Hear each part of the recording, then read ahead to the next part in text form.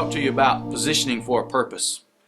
This is a devotion I would like to share with you based on whether or not you've had babies in your house. Remember the days when you had babies. Maybe you're in the state of life where you have a baby currently living in your house, but babies like to do pretty much three things. Those three things are eat, sleep, and poop. Yes, I said poop. Well, today I want to talk to you about the eating part. You know, when a baby is hungry, a baby is ready to eat right at that moment. And they let you know pretty much that they are ready to eat. And there's no question about it. The baby goes into a fit, a rage, a crying episode where they are just all out, feed me, feed me, feed me, feed me. And you know what I'm talking about. And so what does a parent do? A parent has to go find a bottle, go wash the bottle, go warm the bottle. And all this is a process. It's all a process that takes time. And all the while, the baby is still crying. The baby is still letting you know, I am hungry. Feed me now. Feed me now. And this process is one that, the parent plays this game. Go get the passy while the bottle's warming. Go get the passy. So the baby gets the passy. And the baby's smarter than you realize. And so what does the baby do? Spit the passy out. It just doesn't work. So all the while, the bottle's warming. The baby's crying. The parent's trying all it can do to help the baby to understand that there's a process here, a process of trying to help the baby to get what the baby needs. And then finally, the moment comes when the bottle is warm. And in that moment, the baby actually receives what would meet their need at that very moment. And what I want to share with you today is how we are so much like that in our relationship with God.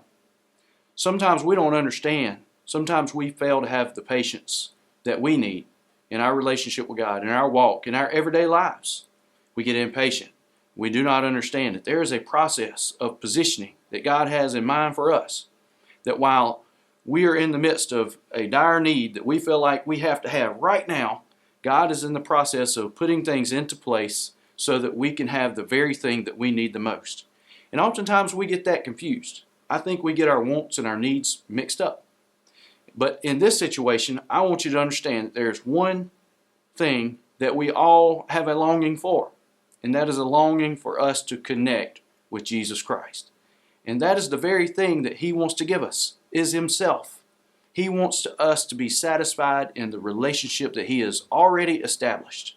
That's the thing about it. We fail to understand. We fail to be patient with God. And what we fail to understand is this, that He has already put into place the process that it takes for our needs to be met. And so the next time that you feel like you're just about to lose it, or you don't understand why God's doing what He's doing, remember that He has been working in the process all along to meet your need at the exact time that He sees fit, to give you exactly what you need the very most, and that is Himself. Jesus Christ. Listen to this verse, Ephesians chapter 1, verse 7.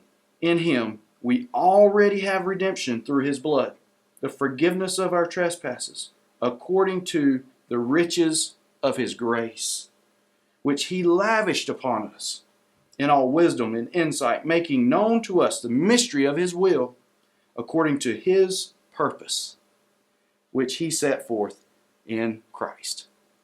So why don't we just rest in the assurance and know? And instead of pitching the fit, and being impatient, and failing to understand that God is in control, why don't we rest in the assurance that we know that God is in the process of positioning us right where He wants us to be for us to receive exactly what it is that He wants us to receive.